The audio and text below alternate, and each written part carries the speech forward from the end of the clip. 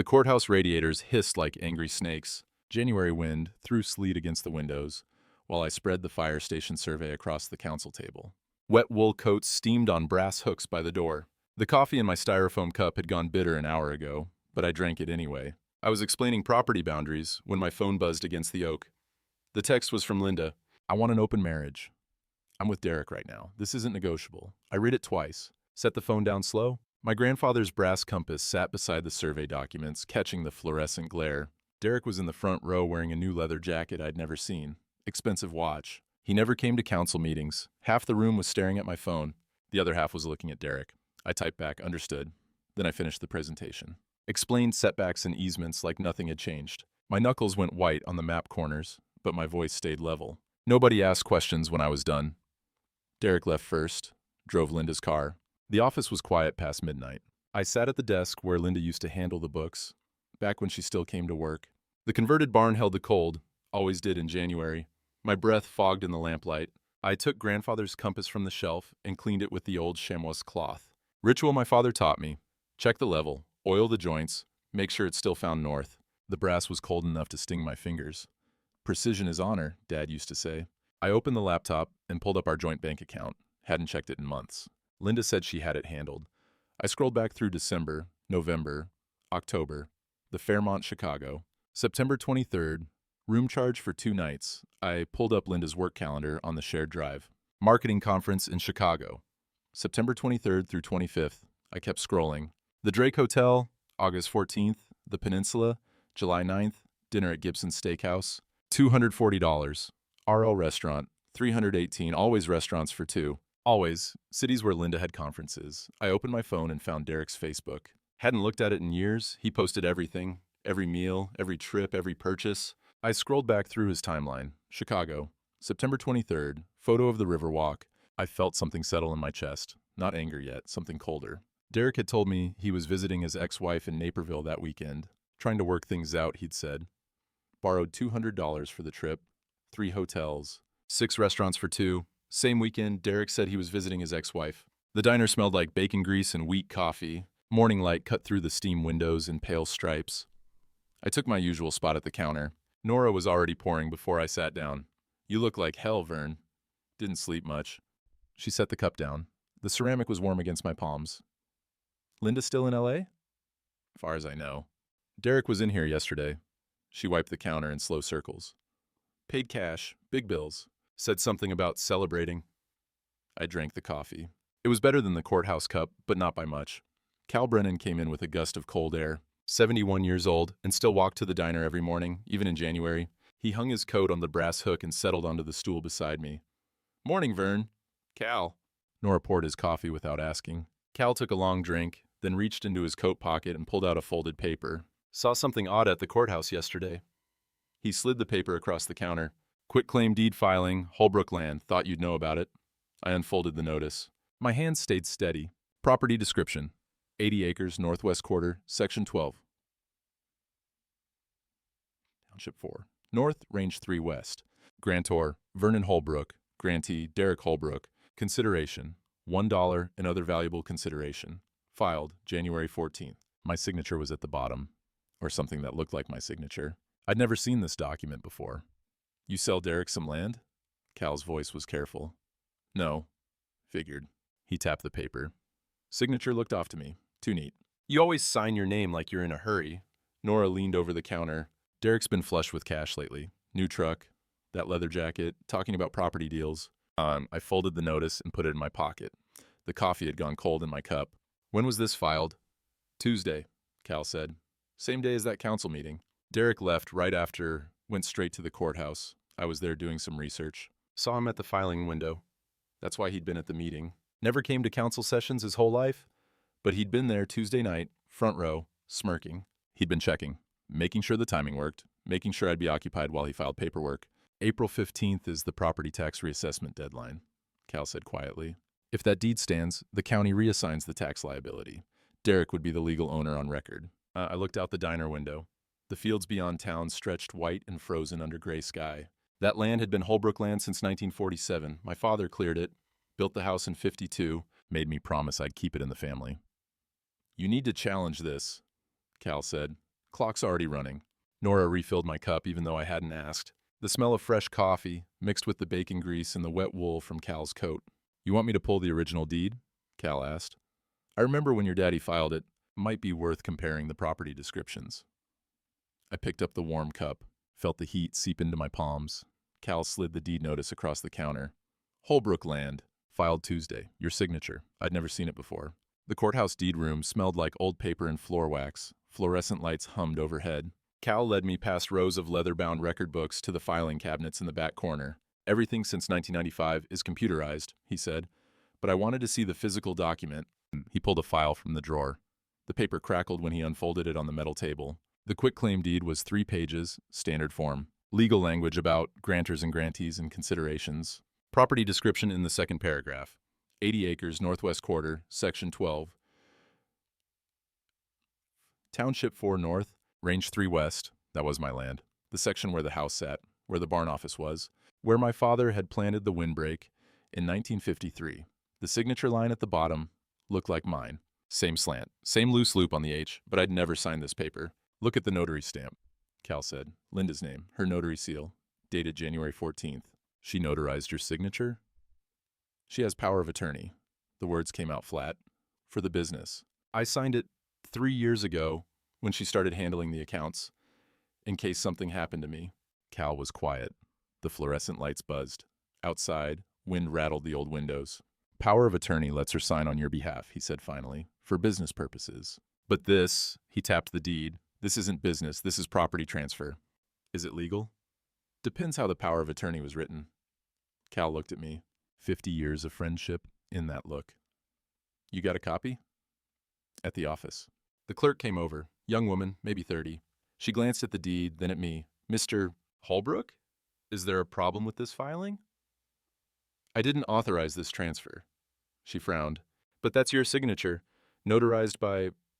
She checked the stamp. Linda Holbrook, is she your wife? Yes. And she's a notary public? Yes. Then the filing is valid. If you want to challenge it, you'll need to prove fraud or forgery. That's a legal matter. You'd need an attorney. Cal folded the deed carefully. How long does he have? To challenge?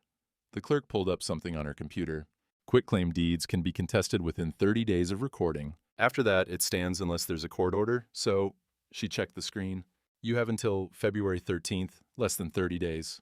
If he doesn't challenge it, then the transfer is complete. The property belongs to Derek Holbrook. The tax assessment will reflect the new owner in April. I looked at the signature again. The way the V curved, the way the H connected to the O, Linda knew how I signed my name.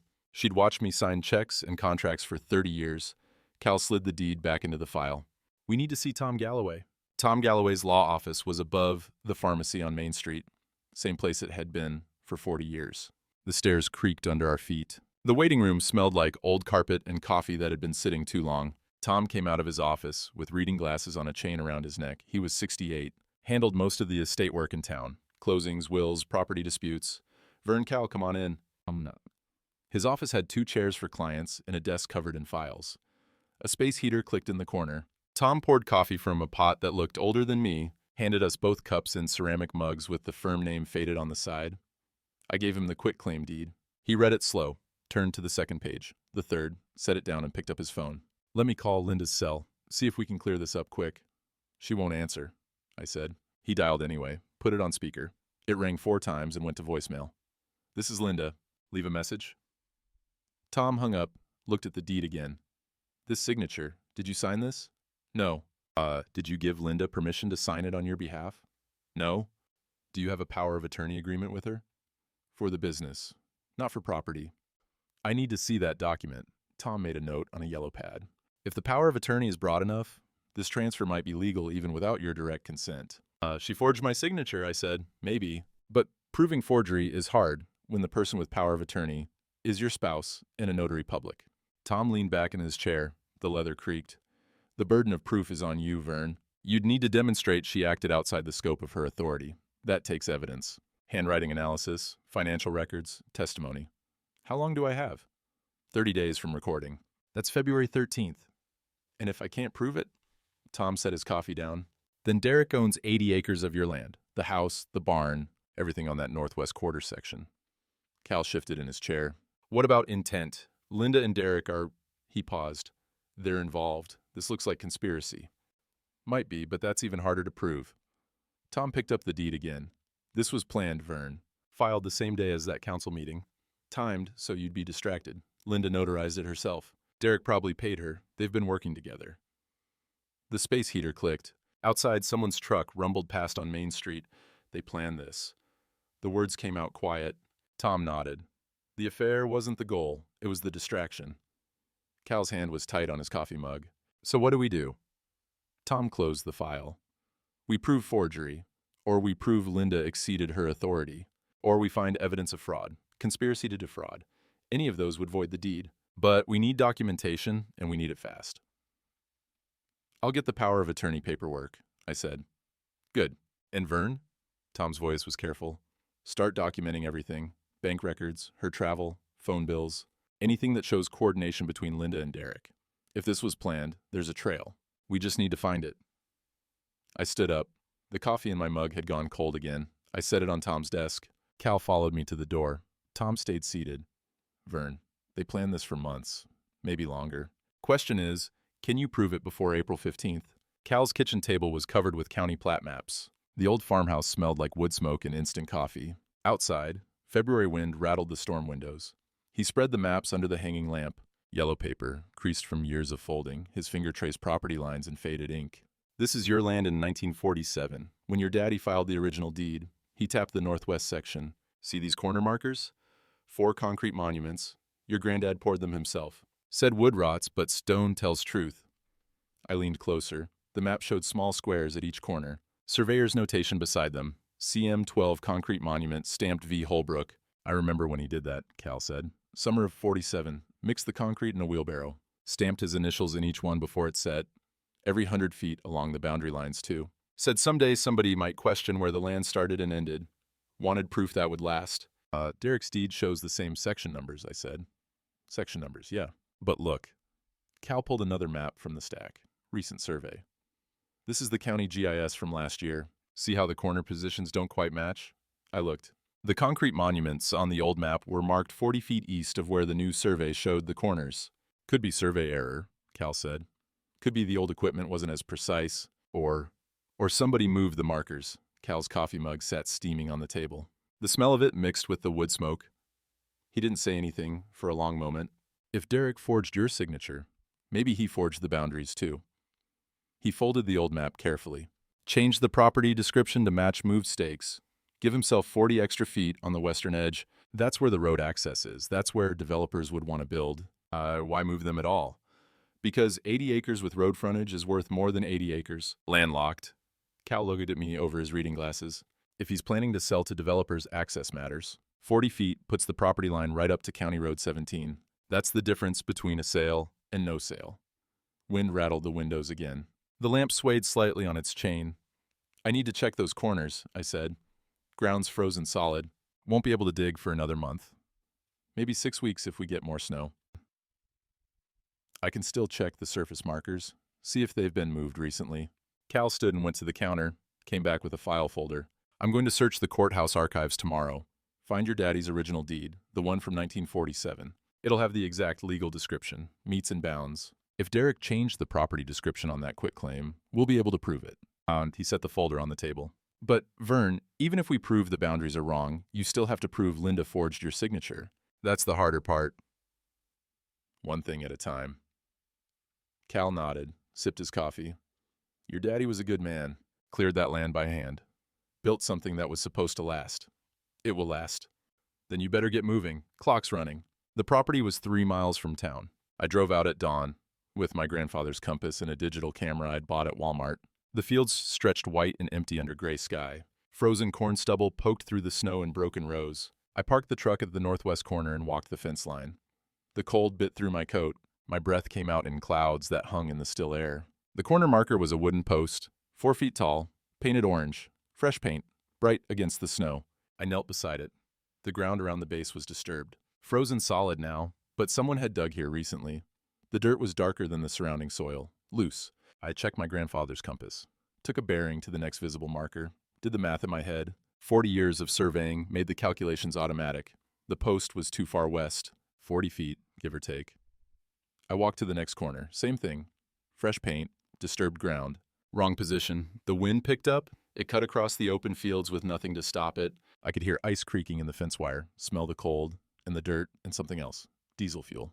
Recent. Someone had been out here with equipment. Post hole digger, probably. Maybe a small tractor. I took photos, the posts, the ground, the bearing measurements, used my phone's GPS to mark the coordinates. Then I knelt in the snow and brushed away the surface with my gloved hand. Dug down 6 inches. 8. The ground was frozen hard as concrete. I couldn't get any deeper without tools, without a thaw. My granddad's concrete monuments were down there, 6 feet deep. He'd buried them below the frost line so they'd never heave, never move. Truth that would outlast wood and paint and lies. But I couldn't reach them, not in February. Not with the ground locked solid. I stood up, brushed snow off my knees. The wind carried the smell of wood smoke from a farmhouse a mile away. Derek had moved the surface stakes, put them 40 feet west of the true corners. Fresh paint so they'd look official. But he didn't know about the buried markers. Couldn't have known. They were family knowledge. Something my granddad told my father, something my father told me. I walked back to the truck. My fingers were numb inside the gloves. The camera felt heavy in my pocket. The stakes were fresh painted. Derek's work, but Granddad's markers were 6 feet down, under ice. Linda called on a Tuesday night. I was in the office, going through file cabinets, looking for the power of attorney paperwork. The phone lit up with her name. I let it ring 3 times before I answered. Vern, her voice was thick, like she'd been crying. We need to talk. I didn't say anything, just listened to her breathe on the other end. I made a terrible mistake, she said. Derek, he manipulated me. I see that now. He told me things about us, about our marriage, and I believed him. I was vulnerable and stupid, and I'm so sorry. The office was cold. The space heater clicked in the corner, but never really warmed the room. I could smell old coffee and dust and the faint diesel scent that clung to everything in the barn. Where are you? I asked. Still in LA. But I want to come home. I want to fix this. We can go to counseling. We can work through it. What about Derek? I'm done with him. I was done the minute I realized what he was doing. Vern, please, come out here. Let's talk face to face. We can figure this out together. I pulled the power of attorney document from the file, unfolded it on the desk, the signature line at the bottom, mine, 3 years ago, the authorization language above it. Agent is hereby authorized to act on behalf of principal in all business matters relating to Morrison Land, survey and consulting, including but not limited to executing contracts, managing accounts, signing checks, and handling all business correspondence and documentation. Business matters, not property transfers. Did you sign a quick claim deed? I asked. Silence. Long enough that I could hear traffic in the background on her end. California traffic, horns and engines. What? A quick claim deed. Transferring 80 acres to Derek, filed January 14th. Vern, I don't know what you're talking about. Your notary stamp is on it. Your signature as witness. I never signed anything like that. Her voice cracked. Tears, maybe. Or something like tears. Derek must have forged it. He had access to my notary seal. He borrowed it once for, oh God, Vern. He used me. He used my seal to forge documents. I looked at the power of attorney paperwork, the authorization language. You gave me this power of attorney 3 years ago, I said, for routine business, remember? Of course I remember. You asked me to sign papers 2 weeks before you left for LA, said they were routine. I signed them blank. You said you'd fill in the details later. Another silence, shorter this time. Those were tax documents, she said, for the accountant. Were they? Vern, I don't know what Derek did, but I had nothing to do with any property transfer. I never signed your name to anything except business paperwork, checks, contracts, things you authorized me to sign. But she called me James, not Vern. Nobody called me James, except my mother, and she'd been dead 12 years. I never signed anything, James. Her voice was soft now, wounded. You have to believe me. I'll have Tom look into it, I said. Don't make this a legal thing, please. Can't we work this out between us as a family? Derek's not family anymore. He's your brother. Not after this. I hung up, set the phone on the desk. The space heater clicked. Outside, wind moaned through the gaps in the barn siding. She'd called me James. The hardware store smelled like sawdust and motor oil. I walked the aisles looking for survey stakes, the kind with reflective tape. I'd need to mark the corners properly once the ground thawed. Document everything. 2 council members were in the electrical aisle. I recognized their voices before I saw them. Ed Peterson and Frank Marsh, both in their 50s. Both had voted yes on the fire station survey. It's a family dispute, Ed was saying. None of our business. Still, Frank said. Seems harsh. Kicking his wife out over an affair. My wife had an affair, I'd kick her out too. Yeah, but going after his brother legally? Over land? That's family land. Should have worked it out private. I turned down the next aisle, found the survey stakes, grabbed 2 bundles, walked to the register without looking back. The clerk rang me up. Young kid. Didn't make eye contact. The diner was busy for late afternoon. I took a stool at the counter. Nora was wiping down the far end, talking low with Rita, the waitress. Rita brought coffee without being asked, set it down, and walked away. I looked at Nora. She wouldn't meet my eyes either. Something wrong? I asked. She kept wiping the counter. People talk, Vern. You know how it is. What are they saying? That you're being vindictive. That Linda made a mistake and you're punishing her for it, dragging Derek into court over some property line dispute. It's not a dispute. He forged a deed. That's not what Derek says. Nora stopped wiping, looked at me finally. He says you signed it willingly. Says it was part of an estate plan. Says you're just mad about the affair and trying to take it back now. And people believe him? Some do, some don't. Most figure it's family business and want to stay out of it. She folded the rag. Derek's been spreading his side pretty hard. Bought breakfast for half the town council yesterday, talking about how you're getting older, maybe confused, how he's just trying to help manage the property, how Linda's caught in the middle. The coffee was bitter. I drank it anyway. Where do you stand? I asked. Nora looked at me for a long moment. I knew your daddy, Vern, knew what that land meant to him. I don't think you'd give it away easy. She paused. But I'm in the minority? The diner door opened. Cold air swept through. Derek walked in with his new leather jacket and a smile for everyone. He saw me at the counter, and the smile got wider. He took a booth by the window, didn't order, just sat there. Rita went over to him. I couldn't hear what they said, but she laughed.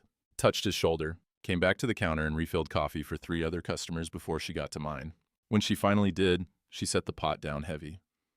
Derek was here this morning. Paid cash for 3 breakfasts, said he's celebrating his inheritance. Mrs. Henderson lived in the white farmhouse on County Road 9, 83 years old, and still kept the place immaculate. I'd been maintaining her electrical system for 15 years.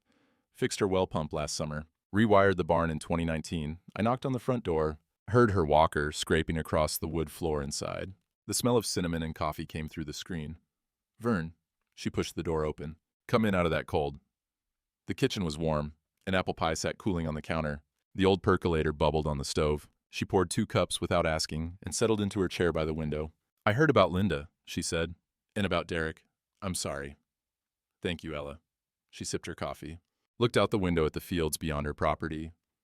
You're here about the survey. I nodded. Linda tampered with your property file. Changed some measurements. I need to redo the work. Make sure everything's correct. That why Derek was out here in December? I set my cup down. Derek was here? Measuring something along my western fence line. Had a measuring wheel. One of those orange ones. I asked what he was doing, and he said you'd sent him. Said you were too busy with other jobs. I never sent him. Figured as much when I heard about all this. She pushed herself up with the walker, shuffled to a drawer by the refrigerator, came back with a small calendar. December 15th, wrote it down because it seemed odd. You always do your own measuring, never send anyone else. December 15th, 3 weeks before Linda left for L.A., a month before the affair went public, a month before the quitclaim deed was filed. What was he measuring? The property line between my land and yours, western boundary. Kept checking his phone, writing things in a little notebook. You see what he wrote? No. But he was out there maybe 2 hours, very thorough, then he drove off in that new truck of his. I looked at the calendar date. She'd written it in careful handwriting. Derek measuring west fence, said Vern. Sent him. Can I take a photo of this? I asked. You can have the whole page if you want. She tore February off and handed it to me. December was underneath. I don't need it, but you might. I folded it and put it in my shirt pocket. Finished the coffee. It was good, better than anything I'd made in weeks. What do I owe you for the survey work? She asked. Nothing. Vern, it's my fault Linda had access to those files. My fault she could tamper with them. I'll fix it right. No charge. Ella looked at me over her reading glasses. Your father would be proud. Now go get your land back. I stood. The kitchen smelled like cinnamon and coffee, and the warm certainty that some people still knew right from wrong. Thank you, Ella. She patted my hand. Some things matter more than money. The office was cold again. I'd turned the heat down to save on propane. Cal sat across from me at the desk with a file folder in his lap and a look on his face I couldn't quite read. Found the 1947 deed, he said. And? And you're not going to believe who signed as witness. He opened the folder, pulled out a photocopy of the original document. Yellow paper, typed on an old manual machine. The words were faded, but still legible. I read the property description. Section 12, Township 4 North, Range 3 West. Meets and bounds description starting at the northeast corner, beginning at a concrete monument marked V. Holbrook, thence south 1320 feet to a concrete monument marked Vi. Holbrook, thence west 2640 feet. The measurements matched what I remembered, what my father had taught me, what the old plat maps showed. 40 feet east of where Derek's quitclaim deed showed the boundaries. Look at the witness signature, Cal said. I looked. The line at the bottom where the county clerk had witnessed my father's signature. Calvin J. Brennan, Deputy County Clerk. You witnessed this. I was 23 years old. First job out of high school. Your daddy came in to file the deed and I processed it. Watched him sign. Watched your granddad sign as witness. I stamped it and filed it myself. Cal tapped the signature. I remember the concrete monuments. Remember your granddad talking about pouring them. How he wanted something that would last longer than any of us. The space heater clicked. Wind rattled the barn siding. Derek's deed shows different boundaries, Wokia said, by 40 feet, which means either the 1907 survey was wrong or Derek forged the property description. Cal nodded. But here's the thing, Vern. We can prove the boundaries are wrong. We can show the original deed. But that doesn't prove Derek forged your signature. Just proves he used the wrong property description. Could claim it was an honest mistake. Surveying error, misread the old maps. What do we need? Physical evidence. We need to find those concrete monuments. Prove they're where the 1907 deed says they are, not where Derek's stakes are. Ground's still frozen, for now, but we're coming up on March. Another few weeks and the thaw starts. Ground softens. We can dig. And I looked at the 1947 deed, my father's signature, my grandfather's, Cal's witness stamp. How long do we have? February 13th was the 30-day deadline to contest the deed formally. We missed it. Cal's voice was quiet. But Tom says we can still file a fraud claim if we have evidence. That's not time limited. We just need proof. And if we don't find the monuments? Cal was quiet. The wind moaned through the barn gaps. Then you need to decide if this land is worth dying for. Because surveying in frozen ground, at your age with your blood pressure, he stopped. Some things matter more than property, Vern. I picked up my grandfather's compass. The brass was cold against my palm. I opened it, watched the needle settle to north.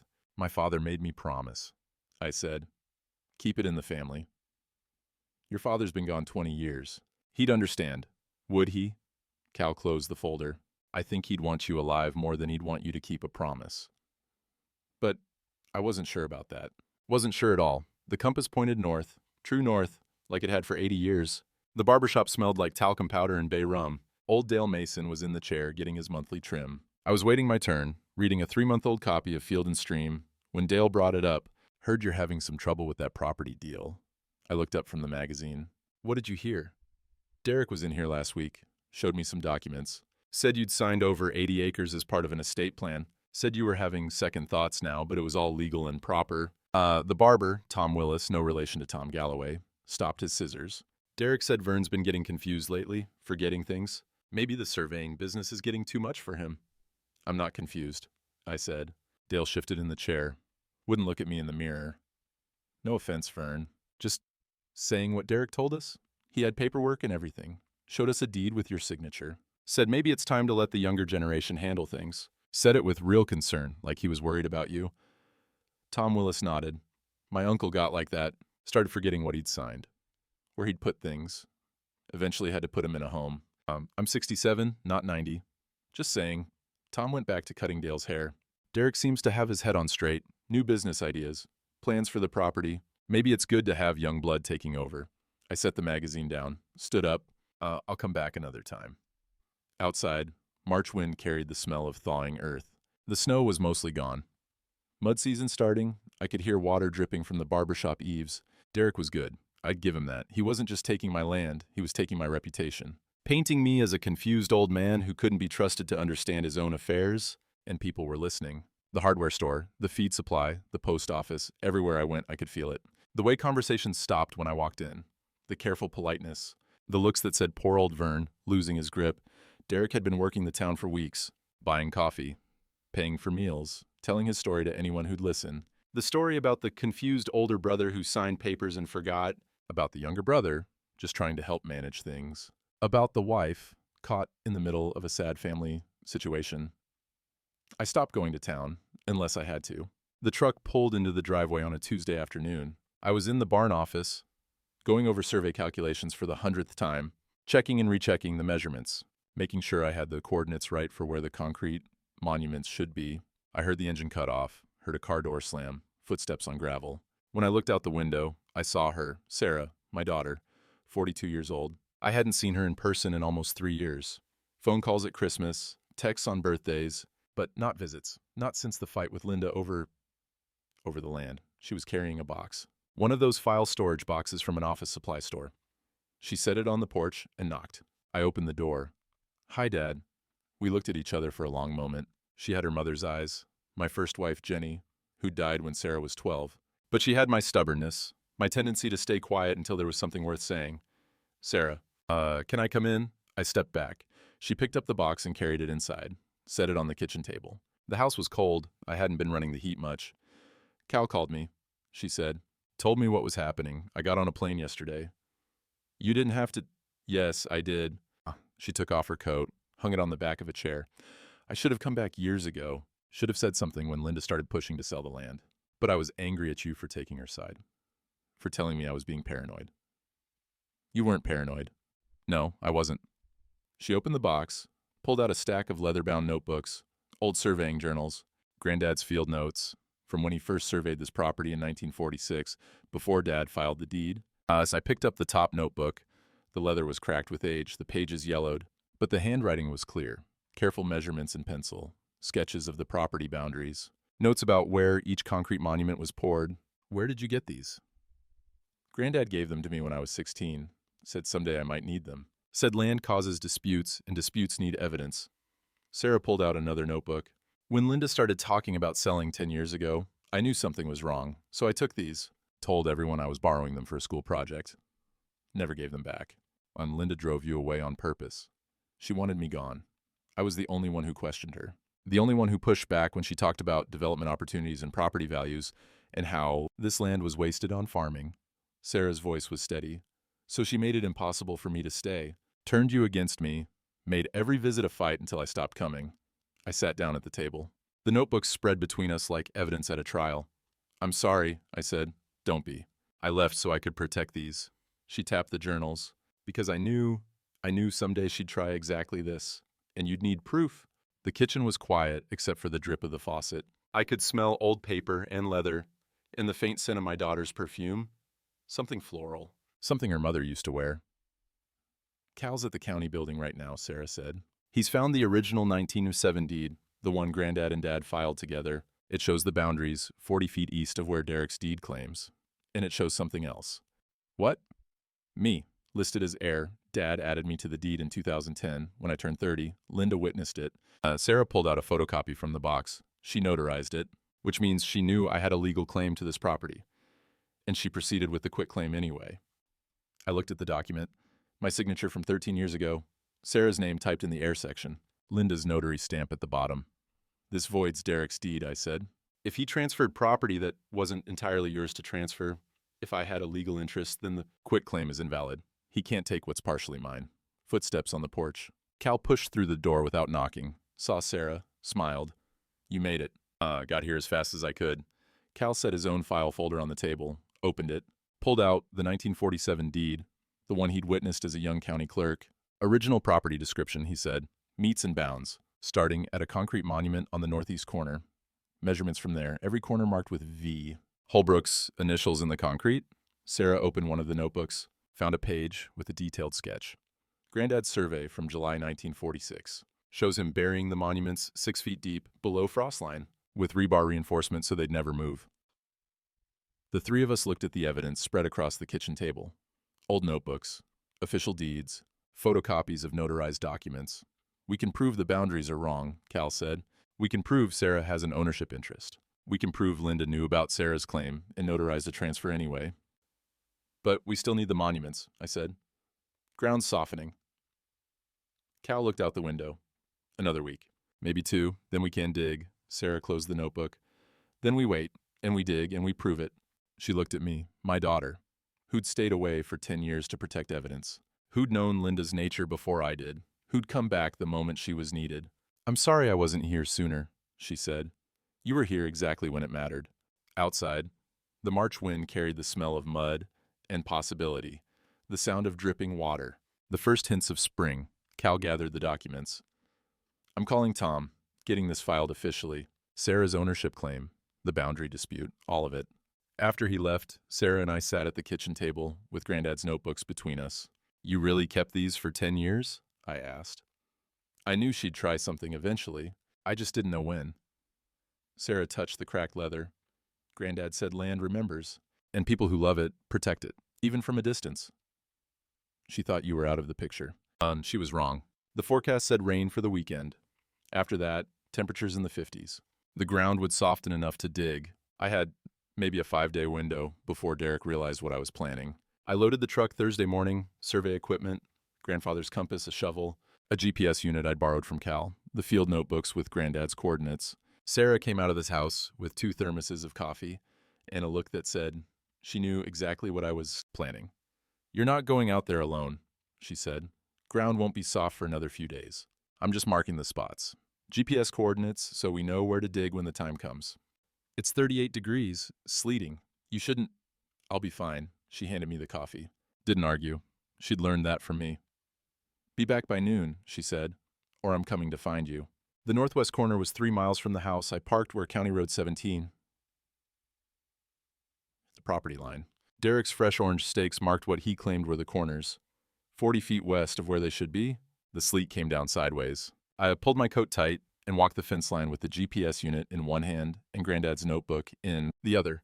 Northeast corner, concrete monument 6 deep, stamped V. Holbrook, 40 to G17 23.4 N, 82 to G45 18.7 W.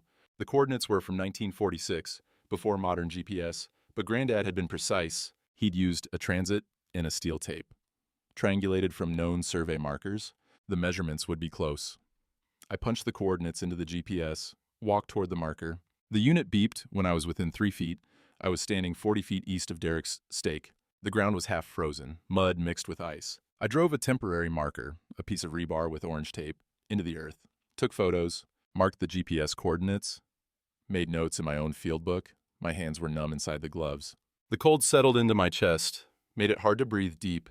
I moved to the next corner, southeast corner, 40G 1702.1 N 82D 44189W.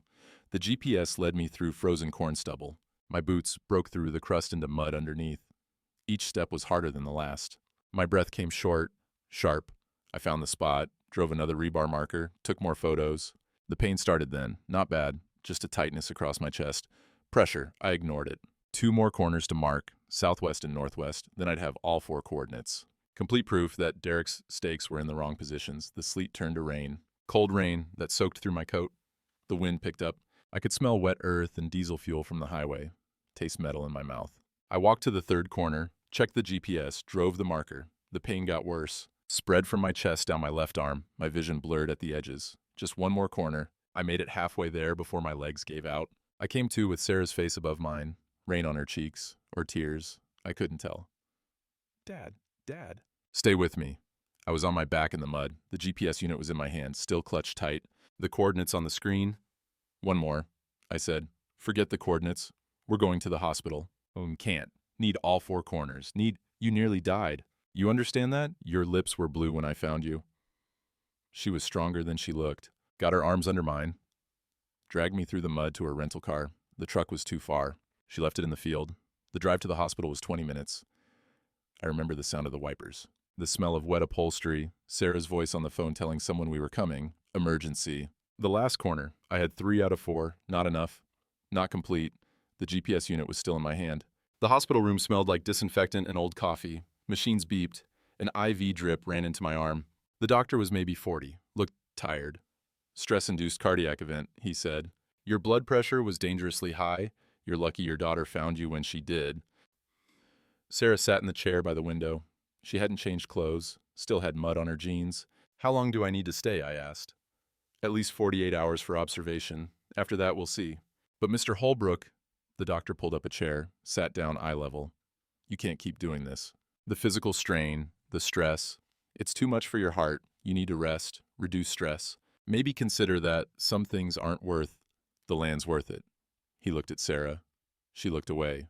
Mr. Holbrook, you're 67 years old. You have hypertension, family history of heart disease. If you keep pushing yourself like this, the next event will kill you. He paused. Is any piece of property worth dying for? I didn't answer. Didn't know how to explain that it wasn't about property. It was about a promise. About my father's hands clearing that land in 1947. About my grandfather pouring concrete monuments in the summer heat. About Sarah keeping field notebooks for 10 years in case this day came. Some things matter more than heartbeats. After the doctor left, Sarah moved her chair closer to the bed. You can't survey that last corner, she said. I know. We have 3 out of 4. That might be enough. It won't be. Then we find another way. Her voice was firm. But you're not going back out there. Not in the cold, not alone. Not until your heart can take it. Cal showed up that evening, brought Tom Galloway with him. They stood at the foot of the bed, looking uncomfortable in the fluorescent light. How you feeling? Cal asked. Been better. Tom pulled out a notepad. We need to talk about strategy. The 30-day window to contest the deed is closed, but we can still file a fraud claim, especially now that we know Sarah has ownership interest. Linda notarizing a transfer on property she knew Sarah partially owned. That's fraud. Clear cut. But we need the monuments, I said, eventually, for a trial. But there's another option. Tom sat into the chair Sarah had vacated. Town meeting, not a courtroom, public forum. Present the evidence we have. Let the community see what Derek did. Social pressure might do what legal process can't. Derek will just lie, Sarah said, like he's been doing. Let him lie in front of 60 people who've known him his whole life. Cal's voice was quiet. People believe liars in private. Gets harder in public, especially when there's evidence. Tom nodded. We present the original 1947 deed, Sarah's ownership claim, the 3 GPS coordinates showing boundary discrepancies, Mrs. Henderson's testimony about Derek measuring in December, your field notes, the forged signature analysis, and Nora's been collecting something else, Cal said. Testimonials, people Derek's defrauded before. Small business partners, customers, a pattern of schemes going back 15 years. She's got 8 people willing to speak. I looked at the IV drip. The machine's keeping a track of my heartbeat. When? April 10th, Tom said. Town meeting's already scheduled. Annual budget review. We can add this to the agenda. Public forum on property dispute. Derek can't refuse without looking guilty. That's 16 days, Sarah said. Can you be ready in 16 days? Tom looked at Cal. Cal looked at me. Can you? Cal asked. The machines beeped. Rain pattered against the window. Somewhere down the hall, someone's TV was playing too loud. 16 days, I said. I can rest for 16 days. Sarah took my hand. Then we dig on the 15th, 5 days before the meeting. Get that 4th corner. Complete the evidence. The ground will be soft by then, Cal said. Should be easy digging. Easy. Nothing about this had been easy, but some things were worth the hard work, worth the risk, worth everything. Tom closed his notepad. Town meeting, April 10th, 5 days before the tax deadline. You get one shot at this, Vern. After they left, Sarah pulled her chair close again. The hospital room was quiet except for the machines and the rain. Granddad buried those monuments to last forever, she said. They're still there, 6 feet down, waiting. Your mother would have loved knowing you kept those notebooks. My mother knew land was important, knew promises mattered. Sarah squeezed my hand. But she'd want you alive, more than she'd want you to keep a promise to a dead man. Maybe, maybe not. Jenny had understood about duty, about keeping your word even when it cost you. 16 days, I said. Then we prove it. The Grange Hall was packed. Every folding chair taken, people standing along the walls. I counted 63 faces, more than had shown up for the annual budget meeting in 15 years. Word had spread. The hall smelled like coffee and floor wax. Evening light came through the tall windows. April warmth after months of cold. Sarah sat beside me at the front table. Cal on my other side. Tom Galloway stood at the podium shuffling papers. Derek was in the back row. New suit, confident smile. Linda wasn't there. Tom cleared his throat. We're here to address a property dispute. Vernon Holbrook alleges fraud in the transfer of 80 acres to Derek Holbrook via quitclaim deed filed January 14th. Mr. Holbrook will present evidence, then Mr. Derek Holbrook may respond. After both parties speak, the town council will determine next steps. I stood, walked to the podium. The floor creaked under my boots. Most of you know my father cleared that land in 1947, I said. Built the house in 52. My grandfather surveyed the boundaries and marked them with concrete monuments. Buried them 6 feet deep so they'd last. So There'd never be any question where the property started and ended. I pulled out the first document. Cal had made copies for everyone. They passed them down the rows. This is the original 1947 deed, filed by my father, witnessed by Cal Brennan when he was county clerk. I pointed to the property description. Northeast corner starts at 40 DG 17 23.4. North, 82 DG 45 18.7. West. Every corner is marked, every measurement recorded. Derek stood up. That's ancient history. Survey equipment has improved. Those old measurements were estimates at best. My grandfather didn't estimate. I pulled out the field notebooks. Sarah's treasure. These are his survey journals from 1946, before the deed was filed. He triangulated from known markers, used a steel tape, double-checked every measurement, and he buried concrete monuments at each corner. Stamped with his initials, V. Holbrook, murmurs through the crowd. I saw Nora in the third row taking notes. The quitclaim deed Derek filed shows the same section numbers, but the coordinates are different.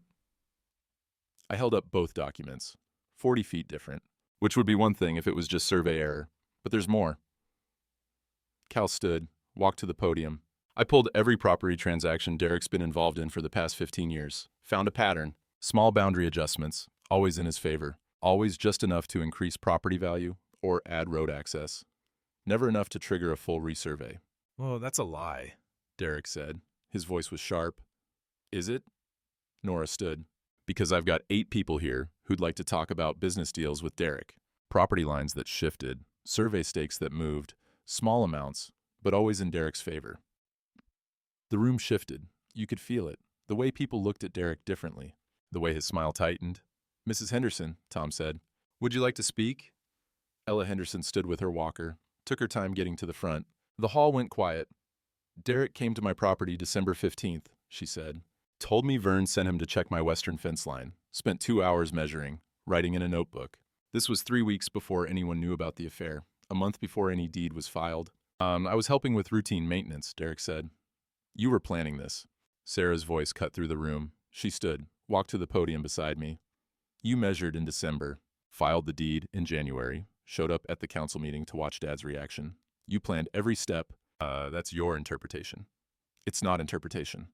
Sarah held up another document. "This is a deed amendment from 2010. My father added me as co-owner. Linda notarized it, which means she knew I had legal claim to that property, and she helped you file a transfer anyway. That's fraud." Derek's smile was gone. "Linda made a mistake. She didn't realize. She realized." Sarah's voice was hard. "She's been trying to get rid of this property for 10 years, since before I left. She wanted to sell to developers. Dad refused, so she found another way. Through you." The room was completely silent now. Even the coffee pot had stopped percolating. "Here's what I propose," Tom said. "We adjourn to the property, right now. Dig where Vern's coordinates say the monuments should be. If they're there, if they match the 1947 deed, then we know Derek's boundaries are false." This is ridiculous," Derek said. "You can't just—" "I'll get my shovel," someone called from the back. Ed Peterson, council member who'd said this was just a family dispute. "I've got one in my truck," another voice. The crowd stood, moved toward the doors. Derek didn't move. Just sat there in his new suit while 60 people filed out. The sun was low when we reached the northwest corner, long shadows across the fields. The smell of turned earth and spring grass. Someone had brought work lights. They hummed and flickered as people gathered around. Sarah stood at the GPS coordinates, the ones I'd marked before the cardiac event. 3 corners documented. This was the 4th. "Here," she said. 4 men stepped forward with shovels, started digging. The ground was soft from April rain. Easy work. 3 feet down, a shovel hit something solid.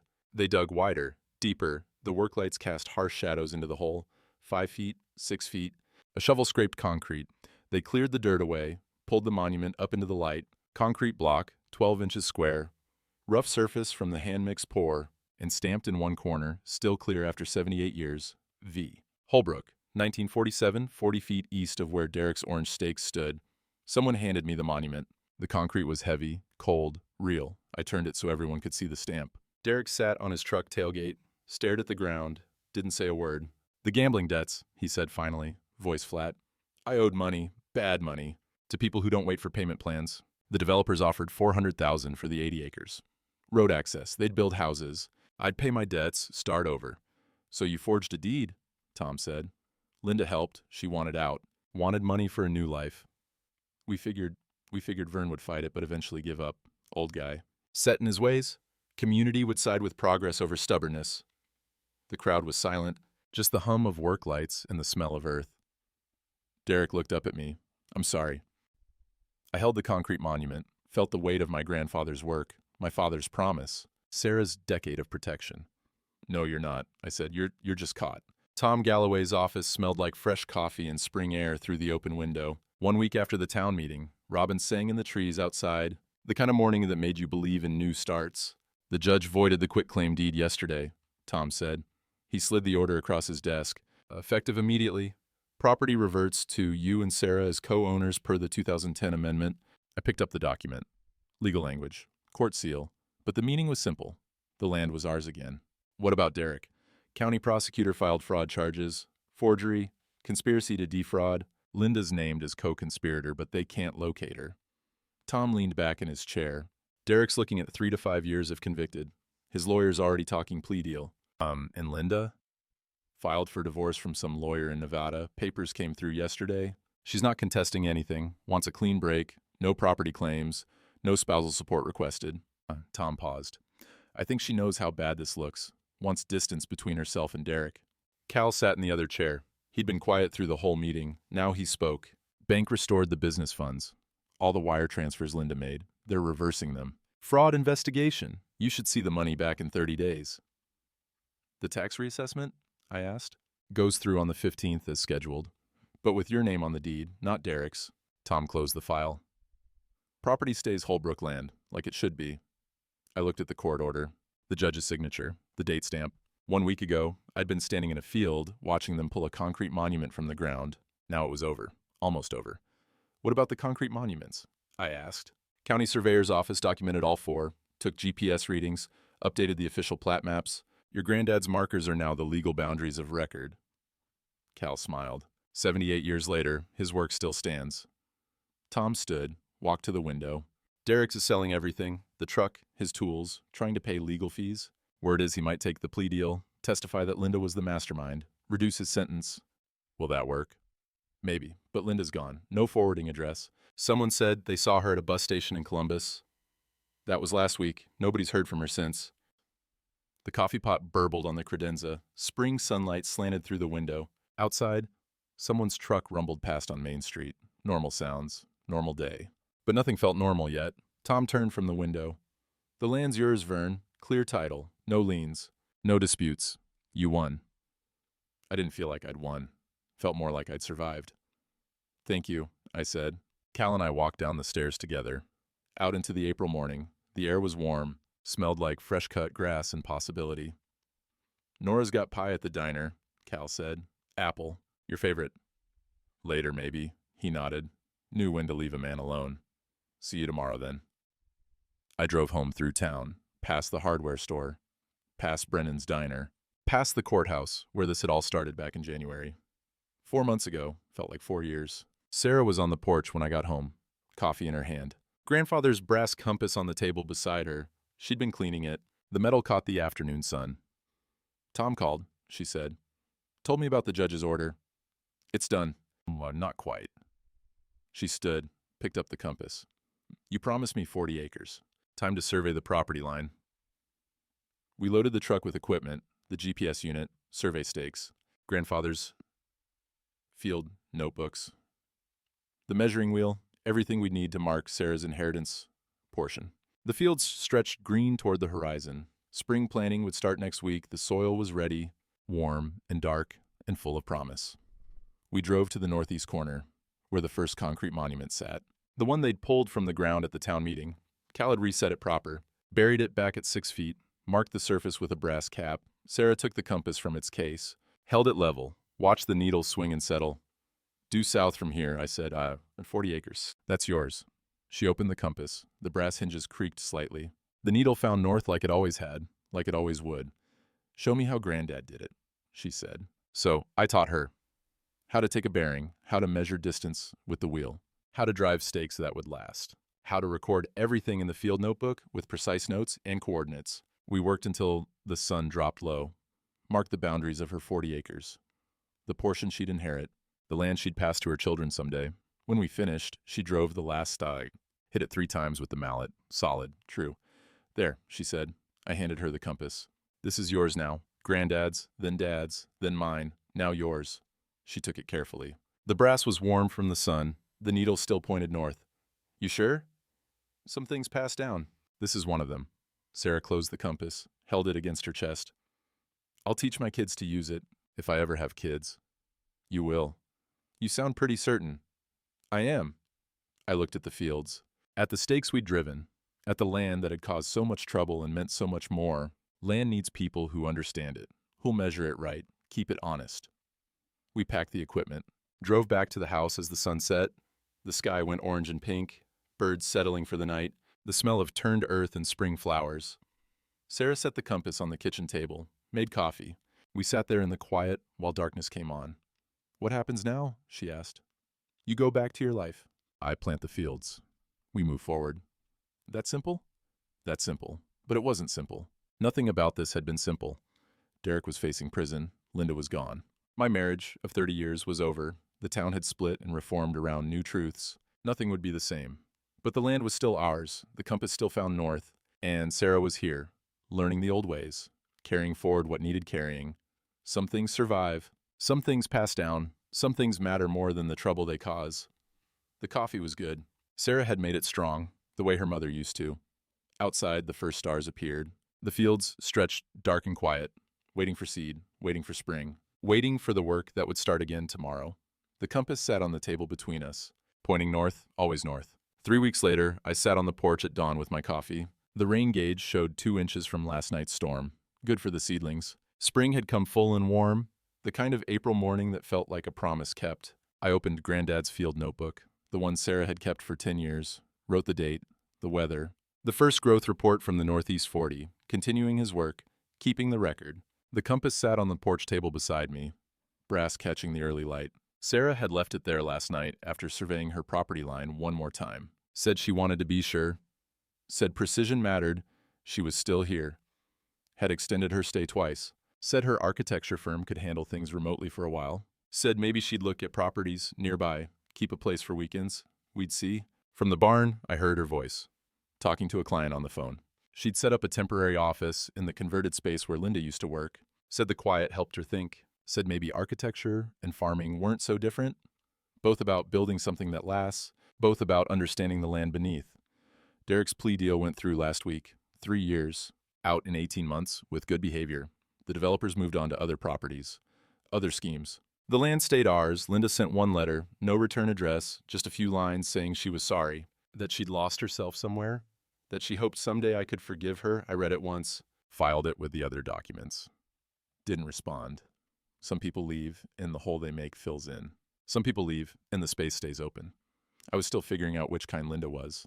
The daffodils I'd planted on my father's grave were blooming now, yellow and bright against the gray stone. I'd taken Sarah there yesterday, showed her where Granddad was buried too. She'd stood there a long time, said she was sorry for staying away, said some fears make you do the wrong thing for the right reasons. I told her she'd done exactly right, kept the notebook safe, kept the truth alive. Came back when it mattered. The sun cleared the tree line, warmth on my face. The field stretched green toward the horizon, corn planted last week, already showing in neat rows. The soil was good, dark and rich, ready to grow things. They thought silence was surrender. Linda, Derek, half the town. Turned out it was just preparation. My father used to say land causes disputes because land outlasts people. Everyone wants to own what will be here long after they're gone. Wants their name on something permanent. But ownership isn't the same as stewardship. Derek wanted to own it. Linda wanted to profit from it. I just wanted to keep it, pass it down, make sure the promise is held. The concrete monuments were still there. 6 feet down, truth buried below the frost line. My grandfather had known something. You don't prove ownership with paper alone. You prove it with work that lasts, with measurements that survive, with precision that becomes honor. Cal came by yesterday, brought Tom Galloway with him. They sat on this porch drinking coffee and talking about nothing important. Weather, baseball, the new stoplight they're putting in at Main and Elm, normal things. The way friendship rebuilds itself after crisis. Nobody mentioned Derek. Nobody mentioned Linda. Nobody needed to. Some battles you win with noise. This one I won with receipts, with old notebooks and buried monuments, with a daughter who understood what needed protecting, with friends who knew when to step in and when to step back. But the real victory wasn't in the winning. It was in the staying, in the morning coffee, in the rain gauge, in the field notebook that would outlast us all. The compass pointed north, same as it had for 78 years, same as it would for 78 more, if Sarah took care of it, if she taught her children to use it, if the precision passed down with the brass. Some directions don't change, no matter who tries to move the markers. I picked up the compass, felt the weight of it, the smoothness of brass worn by 3 generations of hands, checked the bearing one more time. North. True north. Set it back down on the table. For Sarah to find when she came out for her morning coffee. For her to pick up and carry forward. For the next survey, the next measurement, the next promise that needed keeping. The land remembers who loved it and who tried to sell it. My father was right about that. Right about checking the paper trail. Right about precision. Right about measuring twice. Right about some things being worth the fight. A robin landed on the porch rail, cocked its head, flew off toward the barn, where Sarah's voice still murmured through the morning quiet. The coffee was good. The air was warm. The fields were planted. The compass pointed north. Some foundations survive any winter. This one did.